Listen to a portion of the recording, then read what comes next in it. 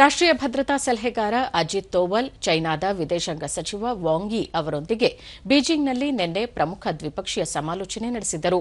ಚರ್ಚೆಯ ವೇಳೆ ವಾಸ್ತವಿಕ ನಿಯಂತ್ರಣ ರೇಖೆಯುದ್ದಕ್ಕೂ ಶಾಂತಿ ಕಾಪಾಡಿಕೊಳ್ಳುವ ಹಾಗೂ ದ್ವಿಪಕ್ಷೀಯ ಬಾಂಧವ್ಯ ಮರುಸ್ಥಾಪನೆ ಕುರಿತು ವಿಚಾರ ವಿನಿಮಯ ಮಾಡಿಕೊಳ್ಳಲಾಯಿತು.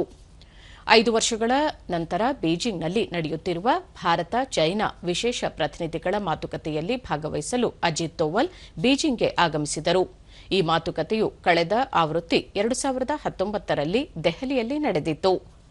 ಮಾತುಕತೆಯ ಕುರಿತು ಚೈನಾ ಸಕಾರಾತ್ಮಕವಾಗಿ ಸ್ಪಂದಿಸಿದ್ದು, ಇದಕ್ಕೂ ಮೊದಲು ಈ ವರ್ಷದ ಅಕ್ಟೋಬರ್ನಲ್ಲಿ ಬ್ರಿಕ್ಸ್ ಶೃಂಗಸಭೆಯ ನೇಪಥ್ಯದಲ್ಲಿ ರಷ್ಯಾದ ಕಜಾನ್ನಲ್ಲಿ ಪ್ರಧಾನಿ ನರೇಂದ್ರ ಮೋದಿ ಮತ್ತು ಚೈನಾ ಅಧ್ಯಕ್ಷ ಕ್ಸಿ ಜಿನ್ಪಿಂಗ್ ನಡುವೆ ನಡೆದ ಸಭೆಯಲ್ಲಿ ಸಾಮಾನ್ಯ ತಿಳುವಳಿಕೆಗಳ ಆಧಾರದ ಮೇಲೆ ಬದ್ಧತೆಗಳನ್ನು ಕಾರ್ಯಗತಗೊಳಿಸಲು ಭಾರತದೊಂದಿಗೆ ಕಾರ್ಯನಿರ್ವಹಿಸಲು ಸಿದ್ಧ ಎಂದು ಚೈನಾ ಹೇಳಿದೆ.